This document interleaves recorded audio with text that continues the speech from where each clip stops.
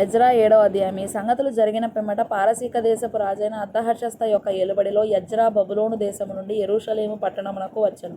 అతడు సెరాయా కుమారుడై ఉండెను. సెరాయా అజర్యా కుమారుడు, అజర్యా హిల్కీయా కుమారుడు, హిల్కీయా షల్లూము కుమారుడు, షల్లూము సాదోకు కుమారుడు, సాదోకు అహీటూబు కుమారుడు, అహీటూబు అమర్యా కుమారుడు, అమర్యా అజర్యా కుమారుడు, అజర్యా మెరాయోతు కుమారుడు, మెరాయోతు జరహ్యా కుమారుడు, జరహ్యా ఉజ్జీ కుమారుడు, ఉజ్జీ బుక్కీ కుమారుడు, బుక్కీ అబీషూవ కుమారుడు, అబీషూవ ఫీనెహాసు కుమారుడు, ఫీనెహాసు ఎలియాజరు కుమారుడు, ఎలియాజరు ప్రధాన యాజకుడైన అహరోను కుమారుడు.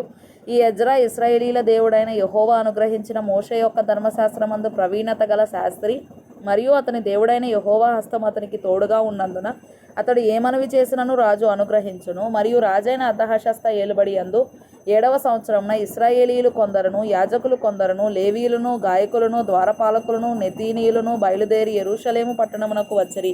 రాజు ఏలుబడి యందు 7వ సంవత్సరము 5వ మాసమున ఎజ్రా యెరూషలేమునకు వచ్చెను. మొదటి నెల మొదటి దినమందు అతడు బబులోను దేశము నుండి బయలుదేరి తన దేవుని కరుణాహస్తము తనకు తోడుగానున్నందున 5వ నెల మొదటి దినమున యెరూషలేమునకు చేరెను.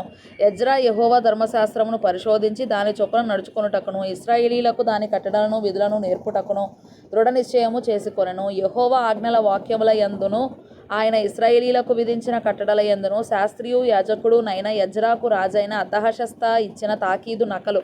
రాజైన అర్తహషస్త ఆకాశమందలి దేవుని ధర్మశాస్త్రమందు శాస్త్రియు యాజకుడు నైన ఎజ్రాకు క్షేమము మొదలగు మాటలు రాసి ఇలాగు సెలవిచ్చెను. చేతనున్న నీ దేవుని ధర్మశాస్త్రమును బట్టి యూదాను గూర్చియు యెరూషలేమును గూర్చియు విమర్శ చేయుటకు నీవు రాజు చేతను అతని 7 మంత్రుల చేతను పంపబడితివి గనుక మేము చేసిన నిర్ణయం ఏమనగా, మా రాజ్యమందుండు ఇశ్రాయేలీలలోను వారి యాజకులలోను లేవీలలోను యెరూషలేము పట్టణమునకు వెళ్ళుటకు మనఃపూర్వకముగా ఇష్టపడు వారెవరో వారందరూ నీతో కూడా వెళ్ళవచ్చును. మరియు యెరూషలేములో నివాసము గల ఇశ్రాయేలీల దేవునికి రాజును అతని యొక్క మంత్రులను స్వేచ్ఛగా అర్పించిన వెండి బంగారములను నీవు తీసుకొని పోవలెను.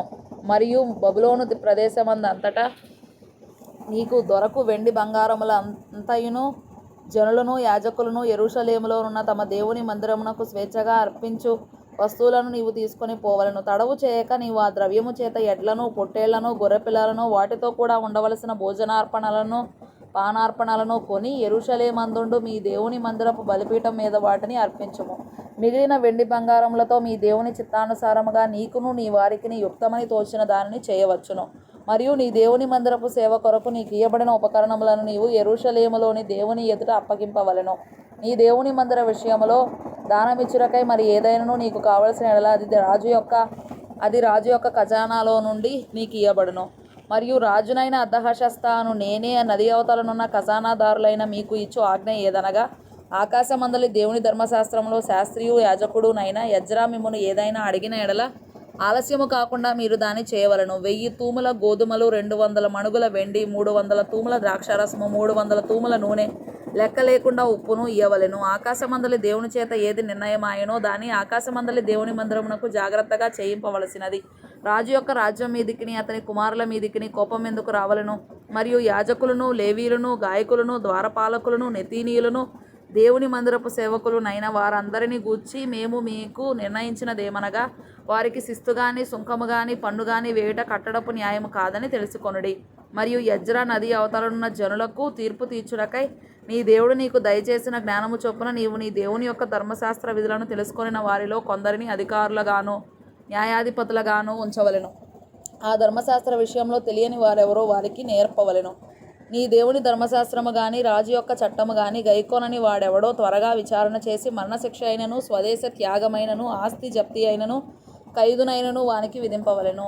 యెరూషలేములో నుండి యెహోవా మందిరమును అలంకరించుటకు రాజునకు బుద్ధి పుట్టించినందునను, రాజును అతని మంత్రులను రాజు యొక్క మహాధిపతులను నాకు దయ అనుగ్రహింపజేసినందునను మన పితరుల దేవుడైన యెహోవాకు స్తోత్రము కలుగునుగాక. నా దేవుడైన యెహోవా హస్తము నాకు తోడుగా ఉన్నందున నేను బలపరచబడి నాతో కూడా వచ్చుటకు ఇశ్రాయేలీల ప్రధానులను సమకూర్చితిని.